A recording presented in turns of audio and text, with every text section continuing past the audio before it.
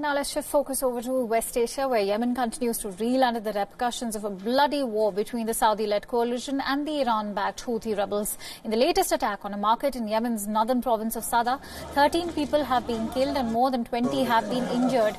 Both the Saudi coalition and the Houthi rebels are in fact blaming each other for the strikes. Yemen's information minister tweeted out accusing the Houthis of launching Katyusha rockets at the market. Hospital authorities say that there were 2 children among the casualties. This once again highlights the gravity of the problem in Yemen, where the Saudi-led coalition has been fighting on behalf of the internationally recognized government. Saudi Arabia entered the war in 2015, and domestic estimates suggest that around 70,000 people have been killed in the war since 2016. The long and drawn-out war has ruined the country's economy and brought it face-to-face with a famine. And so the war in Yemen has also divided the political class in the United States. Democrats and Republicans were divided over the proposed sale of arms and ammunition to Saudi Arabia. But then the US president reminded everyone of his constitutional trump card, his veto power. With Trump vetoing the Senate's objections, US can now go ahead with the proposed $8.1 billion arms deal with Saudi. Republicans and Democrats alike had reservations about the deal owing to the kingdom's role in the murder of Saudi journalist Jamal Khashoggi. The deal includes 22 separate sales, including aircraft support maintenance, precision-guided ammunitions and other weapons, not just to Saudi Arabia, but also to the UAE. The deal will also aggravate the war in Yemen, since it's an easy guess as to where the Saudis will deploy the new weapons. The Trump administration, however, has been trying to push the deal through an effort to toughen its position in West Asia, where the US is locked in a raging conflict with Iran.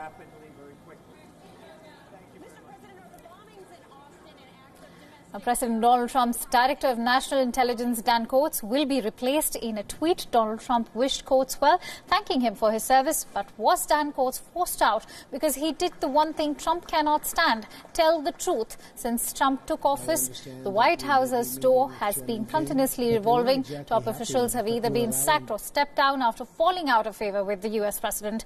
It looks like the former TV star turned president still likes to repeat his favorite catchphrase, "You are fired," even in the White House. You're fired. You're fired. You're all fired. Reality star of The Apprentice and now President of the United States, Donald Trump saying those 3 dreaded words, "You are fired." You're fired. You're fired. This was back in 2004, Terrible. almost 15 years ago. But now, as the leader of the free world, he still has not let go. I was wondering what you would say to President Obama. You're fired. For Trump, if his favorite catchphrase works so well on The Apprentice, why shouldn't it work well in the White House? The rate of turnover under President Trump is not just high, but historic. A fine-tuned machine. That's what Trump likes to call his administration. But if we look closer, the reality is starkly different. As of now, President Trump's A-team turnover is 74%. The White House's door has been revolving continuously. Dan Coats, the US Director of National Intelligence, is the latest high-profile figure to leave the Trump administration.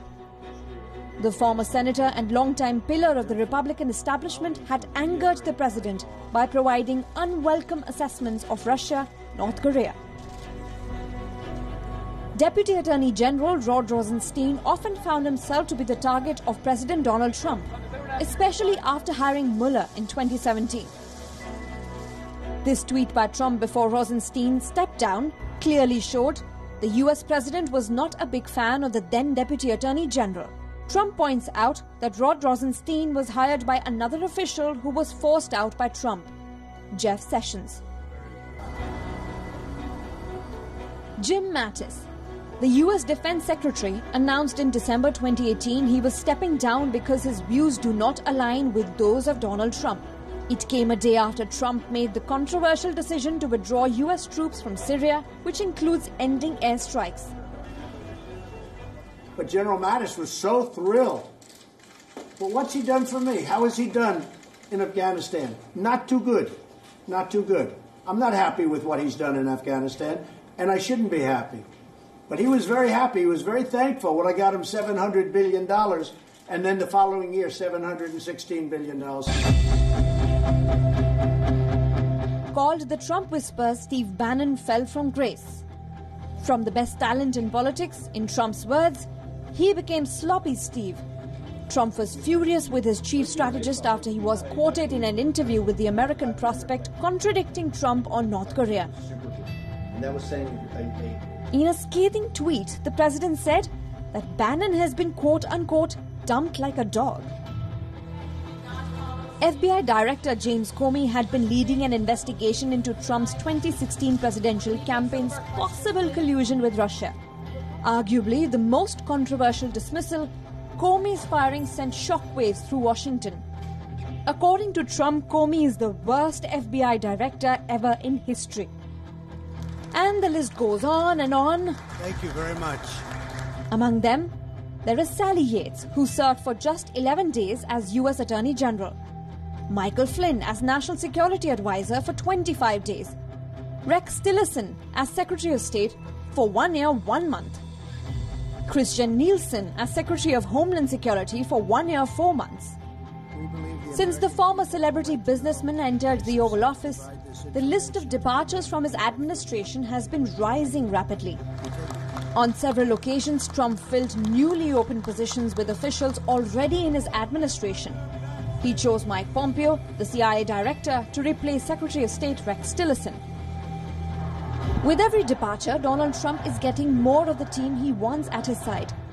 The US government is becoming more and more a team of yes men and women unwilling to stand up to the president on crucial issues. Bureau Report, WION, World is One. Time to bring you